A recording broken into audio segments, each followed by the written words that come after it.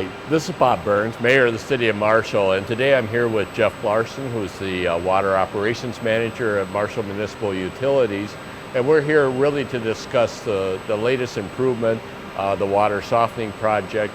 Jeff, maybe you give us some details about this project.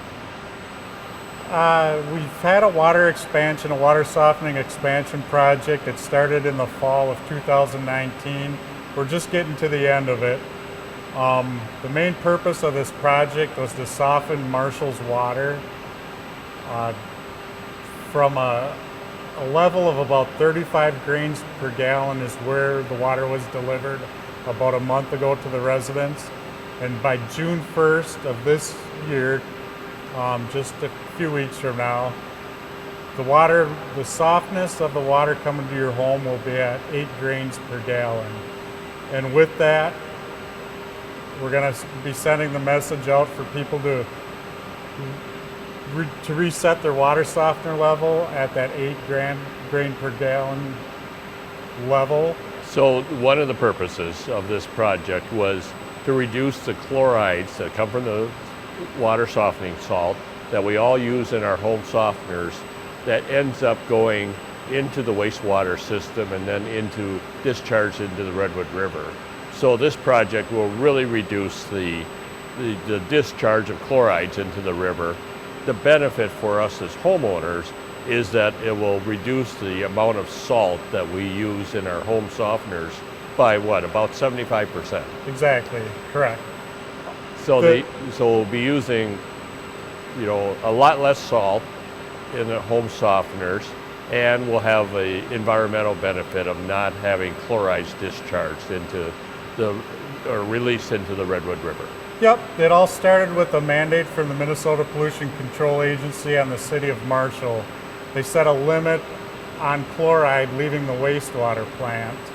That chloride primarily coming from ion exchange softeners in homes and businesses in Marshall that use salt.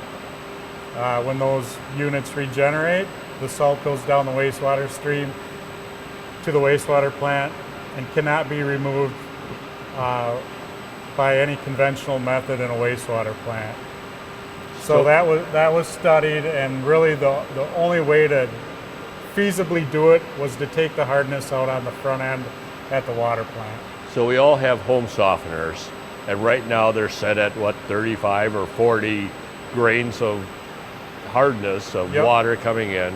We're going to need to reset those. Yep, everyone with the ion exchange softener that uses salt will have to adjust that setting, both to help out the city in meeting this environmental standard, but really you're going to save 75% on what you spend on salt right now, and the pain of hauling salt, lugging salt around and filling your salt barrels or bins.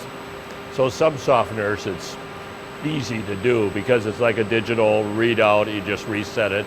Some might need more assistance if it's an older head, and they might need to call their water softener supplier. Correct. Even I called in to make sure I was doing it right. And depending on who I talked to, some say they looked on YouTube and found a quick tutorial or were able to do it fairly easily. And it depends on the softener. There's probably hundreds of models in the city of Marshall. Right. And the softening companies are willing to do a service call to help residents out with that. So what's the overall capacity? Like in the summertime when you're delivering the maximum amount of water, it's 4 million gallons of water a day? This plant can treat 8 million gallons of water a day. Okay. Our average being about 3 million gallons a day right now. Our typical summer peak is 5.5 million gallons a day.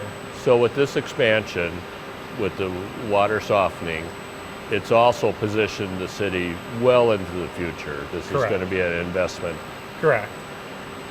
Whether this project was done or not, the equipment, the softening equipment, which